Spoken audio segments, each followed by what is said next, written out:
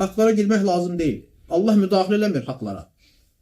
Qullar arasında olan haqlara Allah müdaxilə eləməz, adildir. Bəndəsinin haqqı var. Bu dünyada halallaşmaq lazımdır. Halallaşmağın qaldığı qiyamətə artıq Allah müdaxilə eləmir. Özü ilə bəndəsi arasında keçir. Şirkdən savayı təbii ki. Amma qullar arasında olan haqlar var. Allah Taala adilliyindən müdaxilə eləmir. Halallaşardınız, möhlət yarındaydın. Niyə geyib halallıq almadın? Və niyə keçmədi? Artıq qiyamət günü halallaşmaq yoxdur.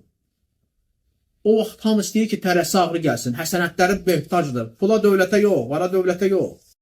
Ailəsi ondan qaçacaq, ona həsənət verəndə yox. Kimdən qopartdım qənimət? Bax, belə bir vəziyyət. Baxacaq ki, zalimlar var, zülm edib bunun haqqına girib. Cüzi bir şey də olsa istəyəcək. Subhanallah, cüzi bir şey də olsa. Bir çöpünü belə haqsız yer almışsansa onu istəyəcək. Allah Akbar.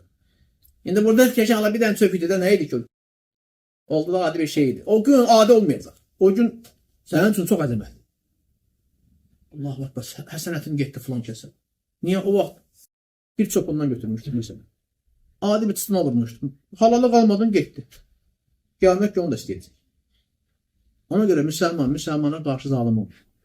Qəlbi də, dili də müsəlmanlara qarşı salamat olmur. Hətta qəlbinlə belə. Çalış müsəlmanlara nifrət eləmə, bağışlamağı, keçməyi, əff etməyi bacarmaq lazımdır.